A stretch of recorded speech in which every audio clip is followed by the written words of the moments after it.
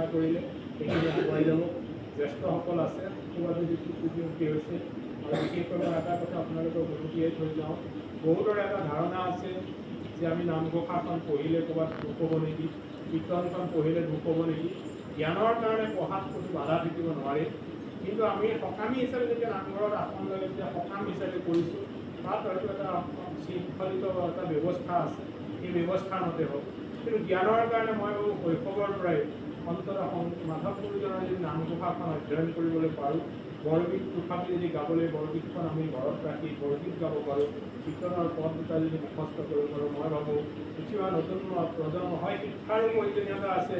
বহুতে কয় যে শিক্ষাত আমাৰ ব্যাঘাত গ্ৰহণ কৰি থাকোঁতে, এইটো নহয়। মই ভাবোঁ মই এইটো কাৰণে বাৰে বাৰে কৈ গৈছোঁ যে যিটো শিশু যদি 6টা বজাত খোৱাৰ পৰা আছে তাক যদি 5:30 বজাত উঠাৰ ব্যৱস্থা কৰি দিওঁ, সেই আধা ঘণ্টা সময় দিনটোৰ ভিতৰত অন্ততঃ 15 মিনিট সময় যদি ঈশ্বৰৰ নামত বা উপাসনাৰ নামত আপোনালোকে ক্ষতি কৰে, মই ভাবিছোঁ তাতকৈ বহু সময় আমি বেয়া বেয়া কামত মুক্ত হৈ থাকোঁ। গতিকে সেইখিনিৰ পৰা যদি মুক্ত হৈ অন্ততঃ সমাজখন, মই আশা কৰোঁ এই গাঁওখনেই যাতে মৰিগাঁৱতেই নহয় সমগ্ৰ এটা আদৰ্শ গাঁও হওক।